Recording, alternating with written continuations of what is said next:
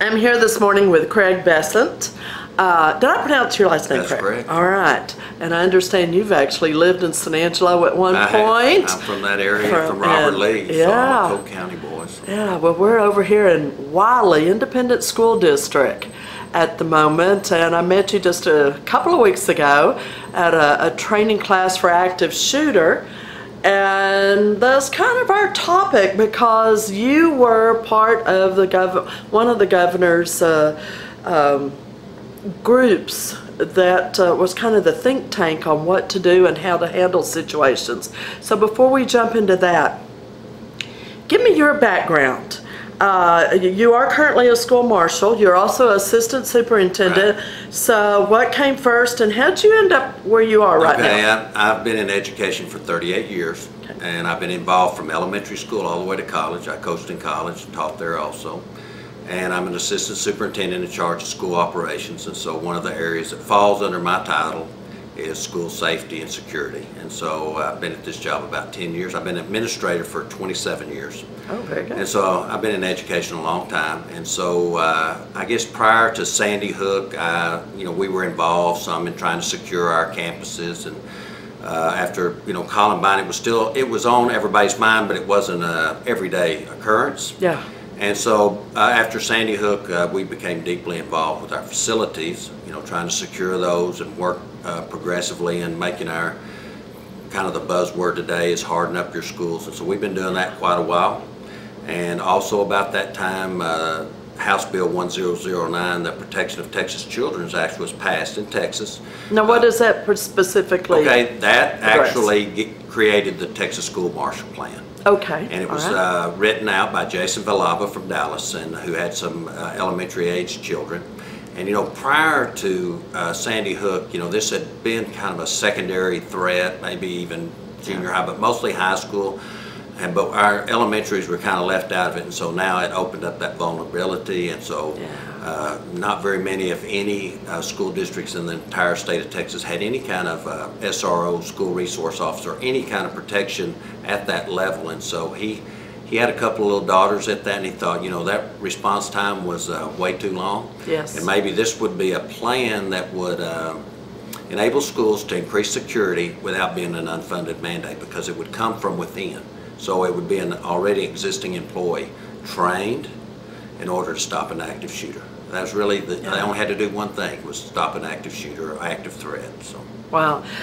So you're a school marshal. How long have you been a school marshal? Since the beginning. I was in the very first class. Oh, very good. So during that time when the subject came up, of course, we'd looked at mostly physical plant things, but we knew we had one SRO in our district. Our local municipality police department had informed us that due to the shortage of the officers they had, a growing kind of a city, that there was a good chance we probably weren't going to get any more school resource officers out here. And our response time for a 911 call is about 9 to 11 minutes. Wow. About 85% of the police officers in Abilene are on the north side of town, where most of the crime occurs. It's kind of a the way that works, they're in geosectors, and so it does take some time. And so we knew that we couldn't wait that long. Most active shooter events are over within 3 to 5 minutes. Abilene PD knew, and they encouraged us to pursue this project.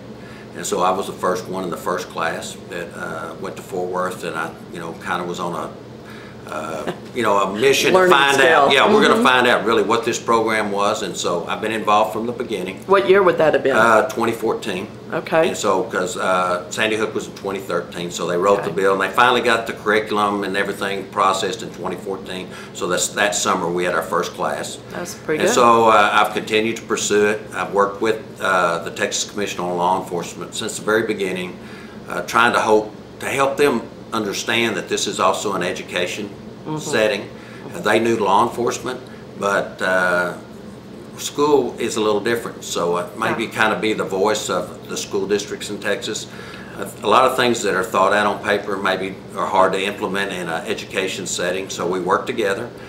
We also tried to legitimize the school marshal program with increased training, police identification number, because they are licensed peace officers. So this is a new, when the bill was written and passed, it came right through the Attorney General, and they said this is a new form of law enforcement that, you know, is kind of almost like this is modeled after the air marshals on the airplanes after 9/11. So, you know, you're just a passenger on that plane until something happens that, you know, you have to act on. So the Texas school marshal is a normal employee of the school district, does what he's supposed to do, but there's certain things that can occur, either threats of death or serious bodily injury, that could cause them to have to go into action to protect those students, teachers, or volunteers on the school district grounds. The Wiley School campus, are y'all multi-building, multi-location, or we're multi-location, and we're spread out on the south side of Abilene. So we have presently 6 campuses. We're building one we'll move into in the fall, and then we have another junior high we'll move into the next year. So a growing district. And quite a bit of distance between several of them. So and we're on the south side. We're in the city limits, but you know, we're some distance from the central part of the town. So. What's your student population? We're going to be, we're not quite 5,000, so we're going to be mid 4,000s. We're 5A, small 5A, so we're growing at 5%. We have about 1,200 students in our high school. We have one SRO. He acts as our criminal investigator as well, as he's officed out of our high school, but he can go to any campus. But even his response time, you know, is limited. And we know for any active shooter, to stop an active shooter, the first 30 seconds are the most important. 3 minutes is too long. If they have a 3-minute response time, it's over with. And so we can't, you know, for any kind of mass casualty event, we can't afford that. So that's where the school marshal plan came in.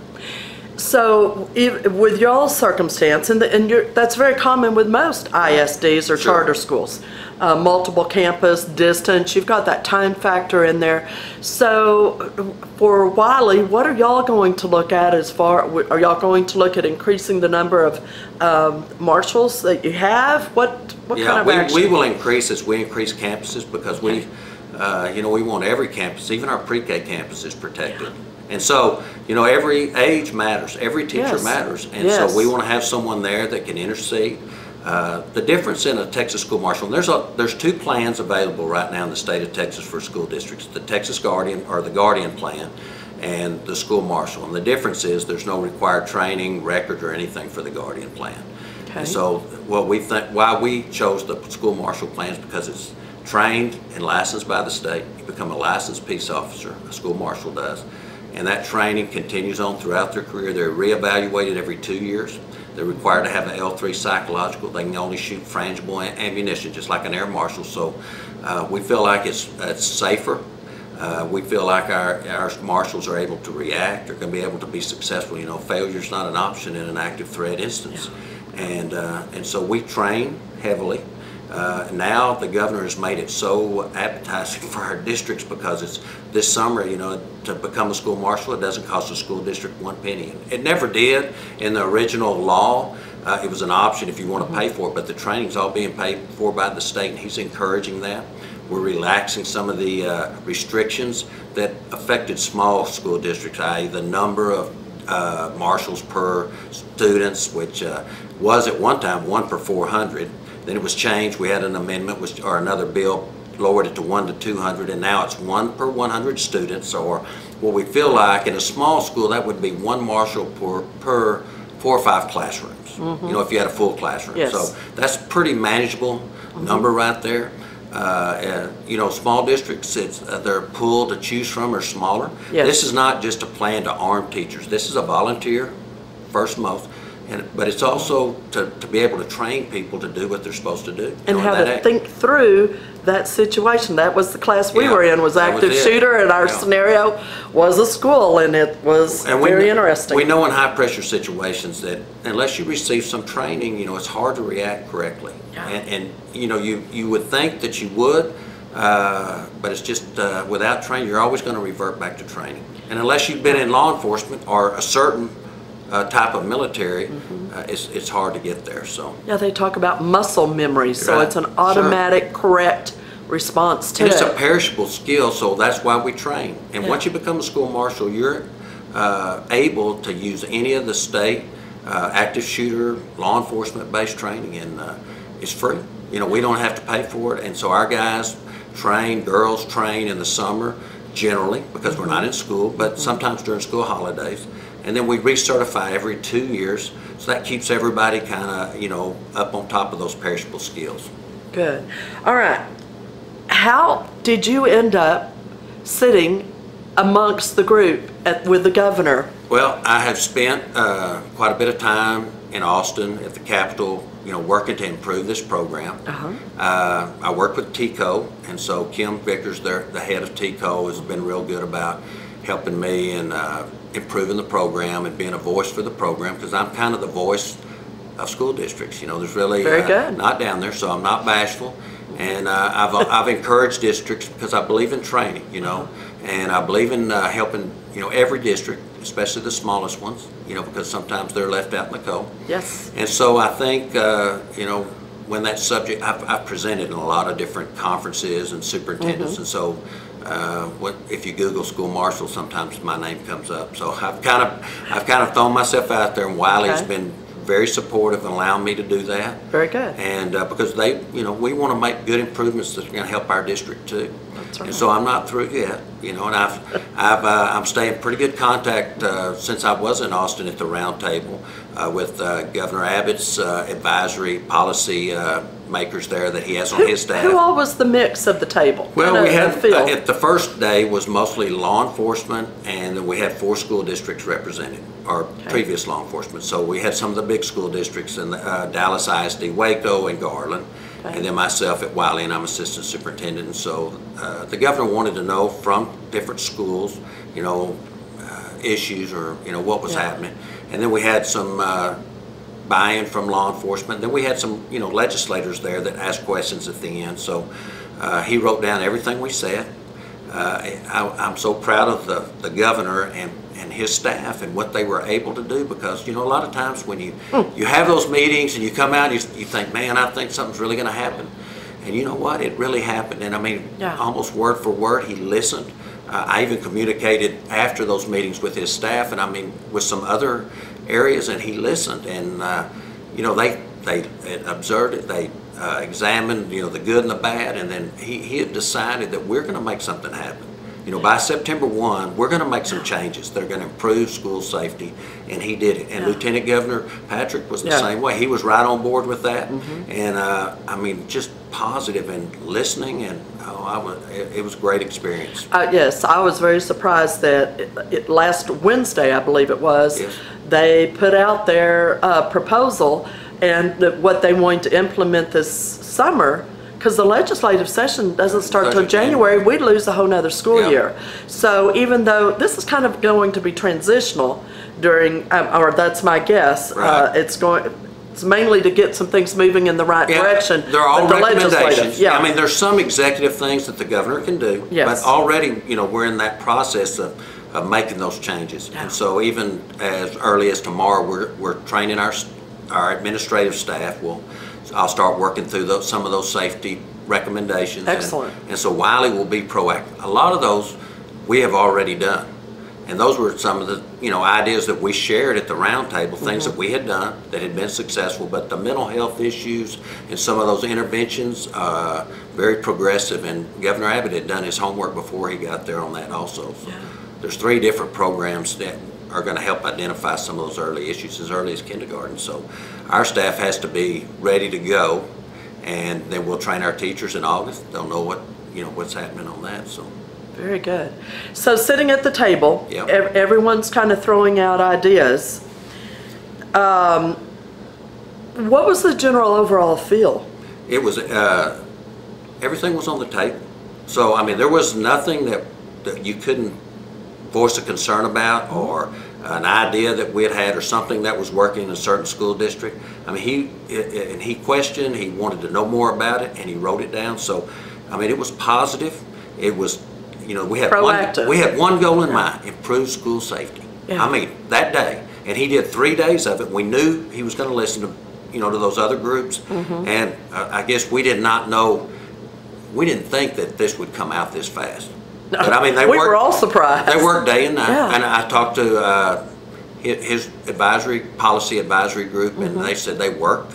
And you know, I had some concerns even when this came out, and so I called and We visited about some of the recommendations, just so we had a better understanding of what was their intent, you know, what were they trying Now, to a get few at. things probably need some tweaking, Right. but the They always overall will. concept, Right. yeah, is moving. And I don't know if they're going to call a special session, but that's still out there, and he may, he may, just to get some of these things rolling. And so, you know, my job, I'm still working with those people in Austin.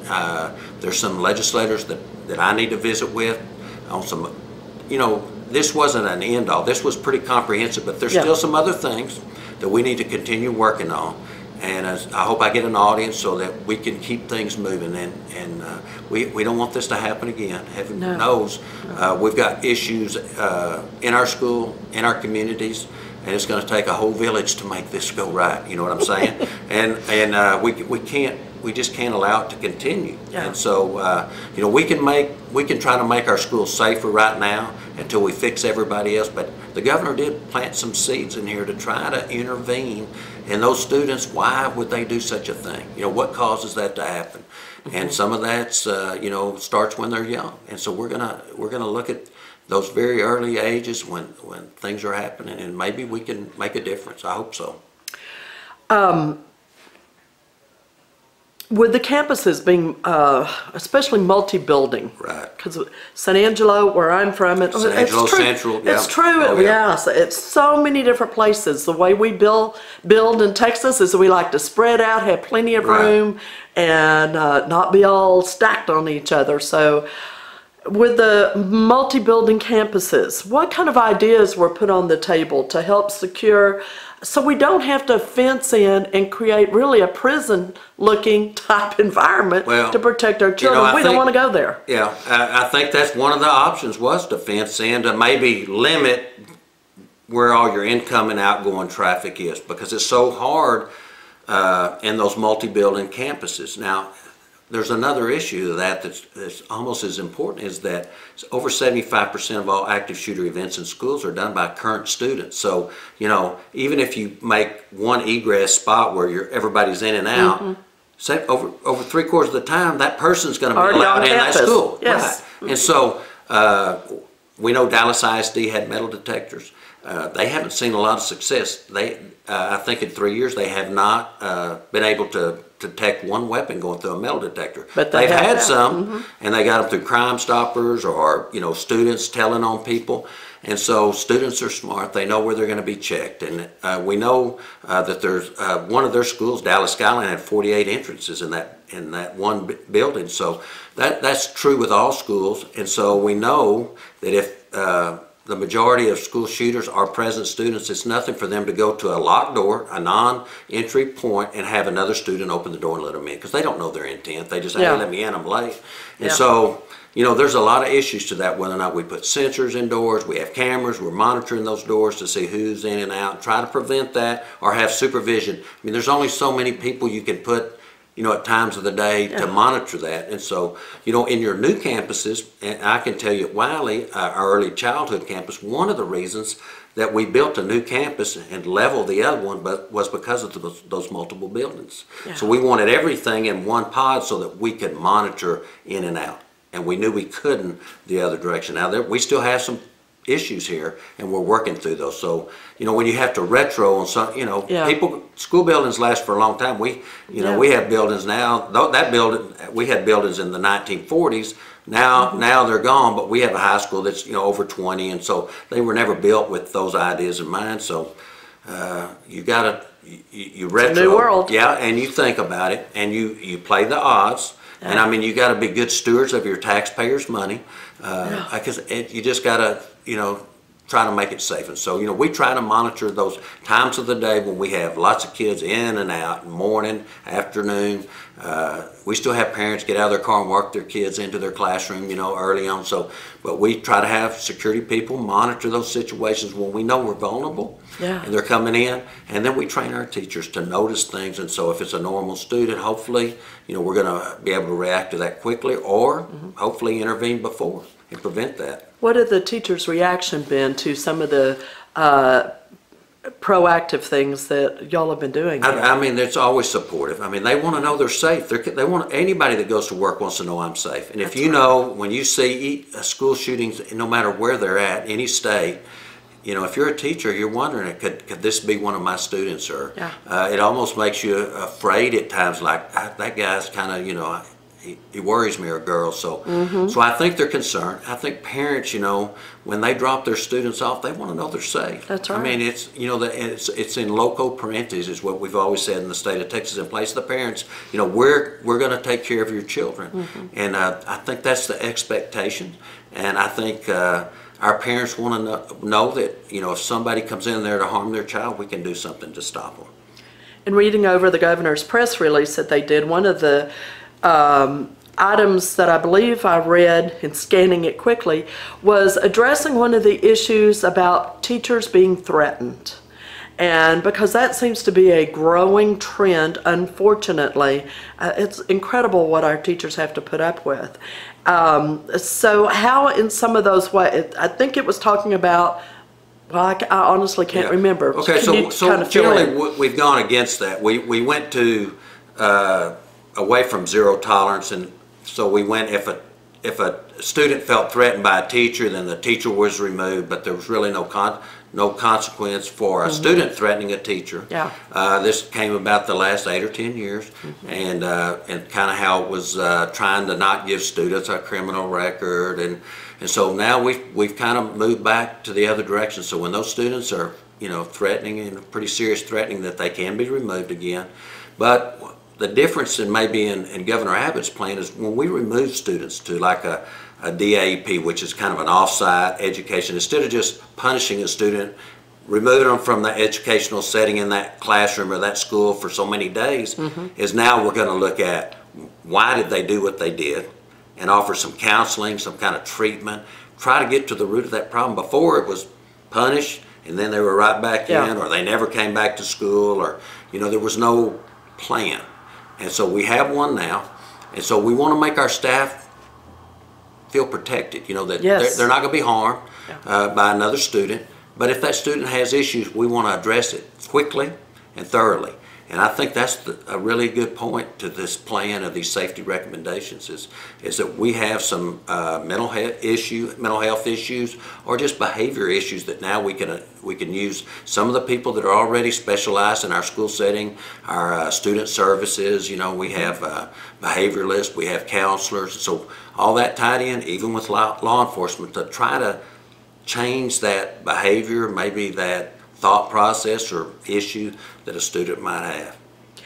In some of the cases that have happened across the country in various schools, it seems to me, and you can correct me because I'm sure this has been part of the discussions you've been in, where the student who acted out and became an active shooter, they had already seen a thread, a common thread through the multiple years of not fitting in. Yeah, I mean, that's, you know, there's different people that try to profile active shooters. Dan Corm's one of the most famous, and, you know, he said there's 4 quadrants, and most students are, they're confident, and they like a regimented program, like a college prep. I mean, they all fit in the same category. While a lot of people that fall into that, even terrorist or active shooter, are fearful and unconventional. So the things that go through their brain are not like everybody's else. That's just the way they fit, and sometimes they fit in, no problems. But Dan Corm thought there was 5 to 6% of our student body kind of matches that criteria, and then sometimes that's a pretty high percent. we don't nearly have that many active shooters, but sometimes there's a traumatic event that will cause them to go into a downward spiral. Generally, random active shooters it doesn't happen just, you know, they get mad one day and the next day they act. This builds up over time, and they practice, and they use video, and they talk to people on the internet. So it's a power thing, it's a fit-in thing, and so understanding that that's why sometimes they know about it. We find some before they ever act, but they eventually that high is not good enough. Yeah. You know, so then they have to take it to the next level. Then they start their manifesto, and then they commit the act. So yeah, it's a societal problem. It's a problem where students don't regard life maybe sometimes as high as they used to. You know, they That's see kind of it. becoming a cultural thing with our video games. Yeah, they see it, death, and etc. And so, you know, there's some things we got to rethink. And one of the programs that Governor Abbott suggested was to have maybe a class through our school system where we teach people to be polite and rudeness and that. Wouldn't that be lovely to go back to some old principles? You know, like on social media where they're just instant, you know, gratification. I've got to say this and do this, and it doesn't matter how I think, and pretty mean stuff. And so maybe that's not the way we ought to be thinking. You know, maybe we ought to tolerate other people. Maybe, you know, events and talk to each other instead of just writing it in on social media. So that's a program that's good. I think that has some true value to it. With the kids that are living on social networks now, sure. I think that could be of great value. What are some other key things that you walked away from that meeting, or either through the press release and information on what he's working on? What are some of the key things that you feel will be the most positive in getting this implemented? Okay, first of all, I don't think there's one size that fits all, because Dallas ISD has different issues than Fort Davis ISD. So we, you know, whatever we do, I mean, you got to look at a broad spectrum of all the school districts in the state of Texas. Absolutely. And the rural districts in our, you know, they have different values and different needs, and some have police forces and some have, you know, one sheriff and a game warden 500 square miles. Yeah. So I think what we implement should have some flexibility to it, and should not, you know, we want to have safety, but we don't want any unfunded mandates. We don't want to, because some districts just can't afford it. You know, they're taxed to the max. They can't tax anymore. And you know, there's things we need also, like school buses and classrooms and fuel for the bus, and teachers. So and so I think Governor Abbott backed that up by, you know, some immediate funding from his order. Now things down the road will have to probably go through the legislatures, but we have to keep that in mind. That, you know, just like school bills, we got, you know, things we got to do, and it may be at the state level or the federal level. I mean, I'm not an expert on that, but we ought to be working in that direction. So I think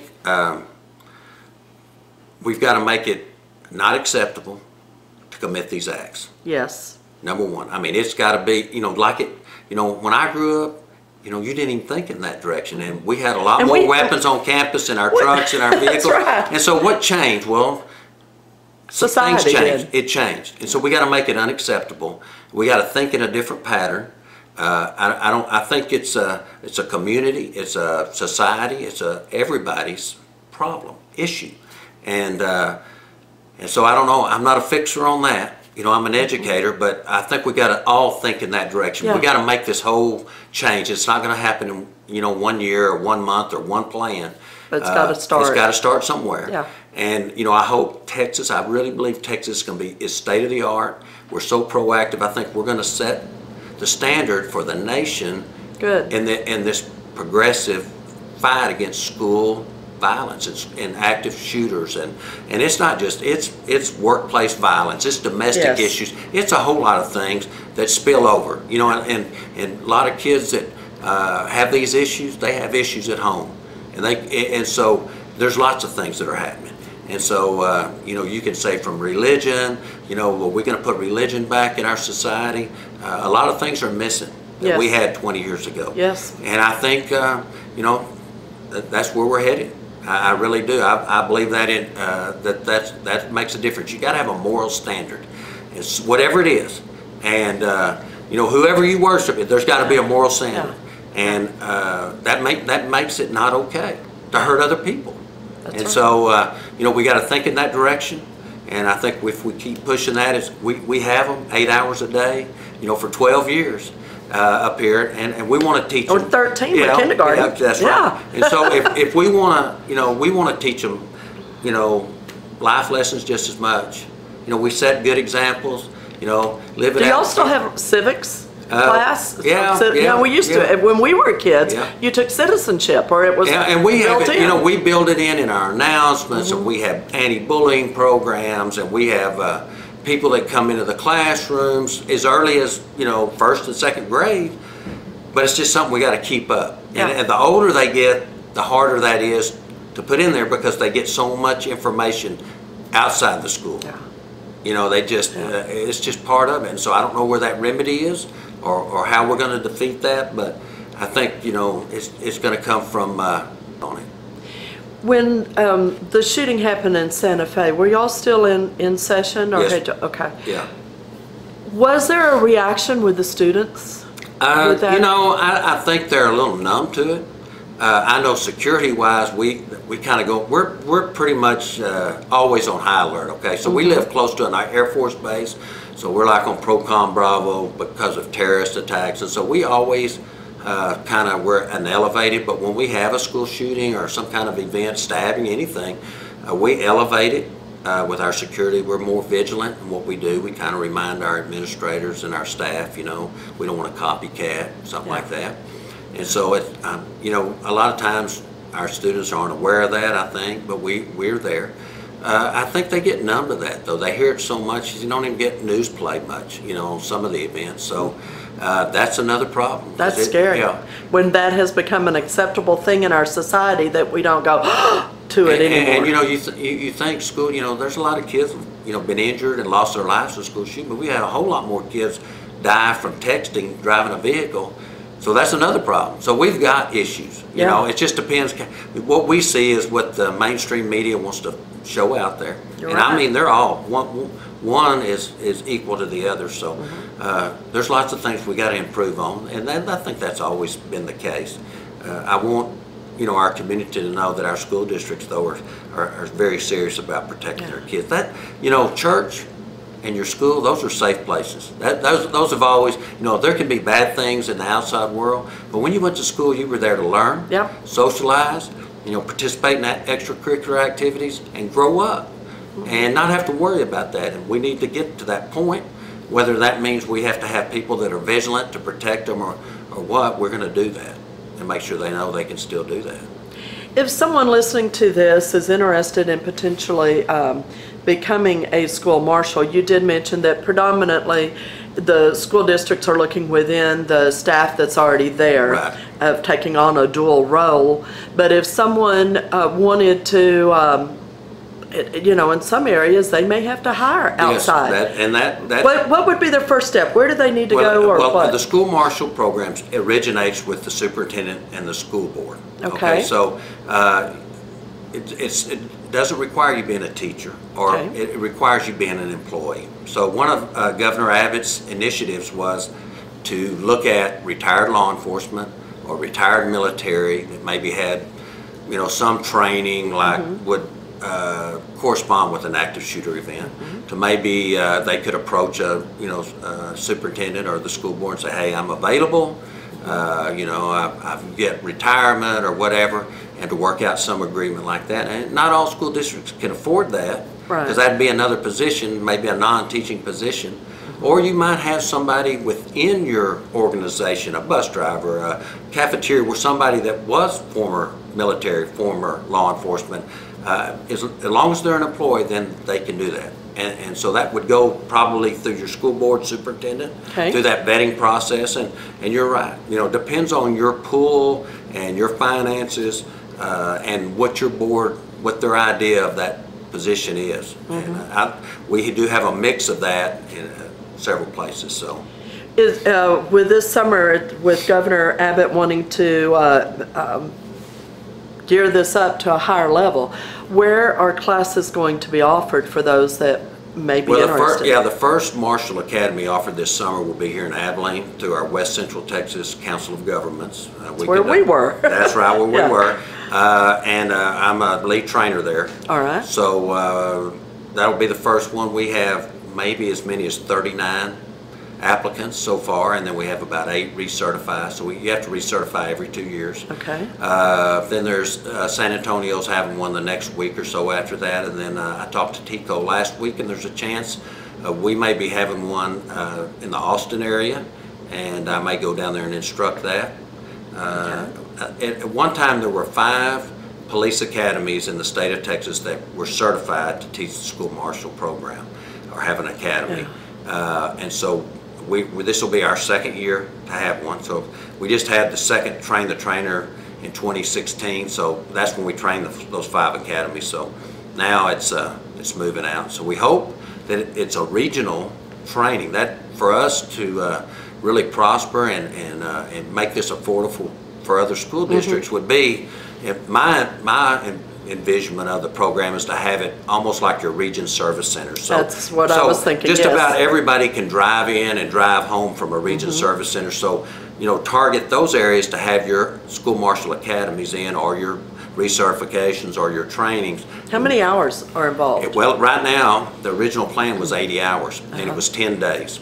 The original training, we were probably there 160 hours. It was really, we had a lot of news coverage, and so they combined it. I mean, it's hard to get away even during the summer for 10 days, so they combined it to 7 days, 12 hours a day.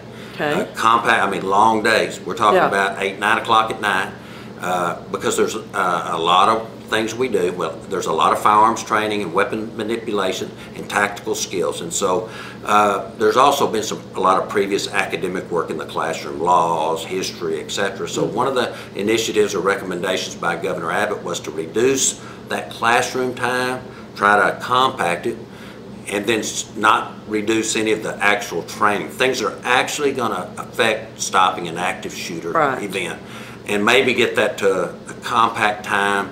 And maybe we're still talking maybe 3 days, 3 12-hour days, or 4. Maybe you come in on a Thursday evening and we get through on Sunday, and that works a lot better for school districts. Even in the summer, you're not giving up your whole vacation time to come to a training, and it's just hard to be gone that long. And so I'm sure TCO, the Texas Commission on Law Enforcement, is going to begin to work on that. We've kind of had some conversation. Because I'm an instructor, I teach all the classroom stuff at our academy, so I kind of know what that entails. And I'm an educator, 38 years, so there's a lot of fluff. And just think about this: the majority of the people we're training are educators, so they absorb stuff like a sponge. They know how to check resources, and so if they need to know, what is this, or explain something to their community or to their school board, they're going to have it. They're going to know that. They're going to know when they can act. They're governed by penal code, so just like a police officer, it's a small amount. School marshals only have to worry about one thing, an active shooter, but they have the power to arrest and stop. So it's a small amount. We found that educators they pick up this very, very fast, and are able to do the law enforcement skills also. So that's why once we started the program, and then other law enforcement agencies saw how it worked, what makes Wiley unique is we work with our local police department. We train with them. We qualify under them. The Chief of Police, Stan Stanridge, is one of the #1 active shooter trainers in the nation. Him and Jimmy Smith, who does all the training here, so they include us in those trainings. Every time they train, we're there. We shoot with all the SROs, and so it's that right there. That little collusion has made the program what it is today. Stronger. And he looks at our candidates. We kind of vet those together, and he knows that his officers are going to be coming in after us, and so we have to perform together. We have to link up, and we got to make sure nobody else gets hurt. So it's a good team that we form, and I think it can happen in any school district, no matter what your size, that those two agencies need to work together. And you have school board, you have police department, and then those marshals underneath it. And I think that's taking it to a whole new level, actually. Thought just crossed my mind. With the different extracurricular activities that the students do, and they travel for UIL and football games and all this, do school marshals accompany them, or is that something that in future planning will become? A lot of how you interpret the law. Okay, so it's a premise on when you can actually serve, but you can serve at athletic events. It's all how your school board puts. School board has a set of regulations for school marshals too, so they still have some buy-in, and they can. change up a little bit. So there's some issues there. Yeah, a lot of schools, you know, they don't have any security that goes with their teams, or they play in a central site, maybe one Because they stadium. could travel somewhere that really, doesn't have any security. So marshals can go to sporting events and can be a marshal there. Whether or not, you know, there's some kind of, a lot of times we have visiting law enforcement comes to our state, so we have a memorandum of understanding, or, you know, that school district say, hey, we're sending our, you know, police chief down here, or our school resource officer, or something like that. So we meet and discuss before the game who's who and what. So, yeah.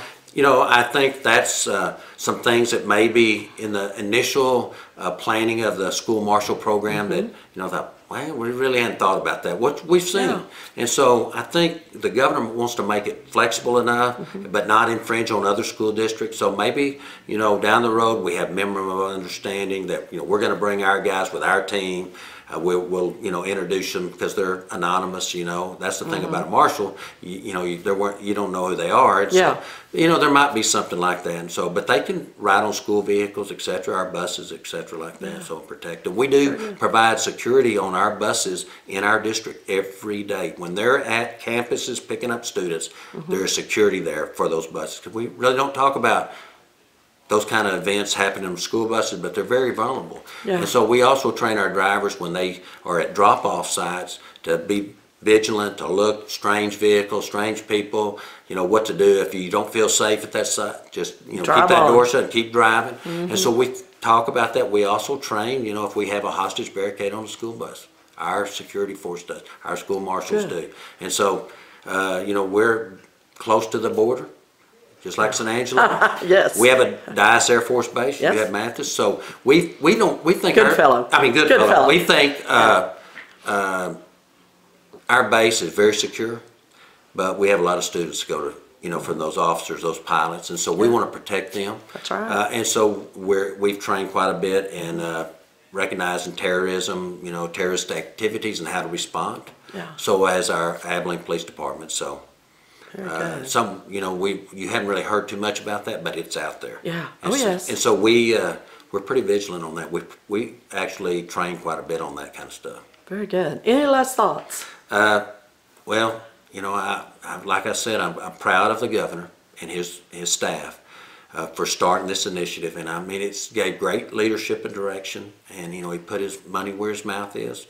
You know, all we got to do as schools is not be afraid to change. Think outside the box, and make sure our kids and our teachers are safe. And it's an everyday deal. You know, there's some of us that's what we think about when we wake up every morning, and that's okay. You know, we'll take that charge, and so our teachers can teach and our students can learn, and we can be in, you know, a culture just like we want it to be. You know, a time to grow and participate in the best time of your life, and that's what it should be. Very good. Thank you so much for your time this morning, and all the best with your trainings that you'll be doing this summer, and All getting our school marshals and others prepared for a wonderful school season Thanks for this coming. fall. We Thank appreciate you. it.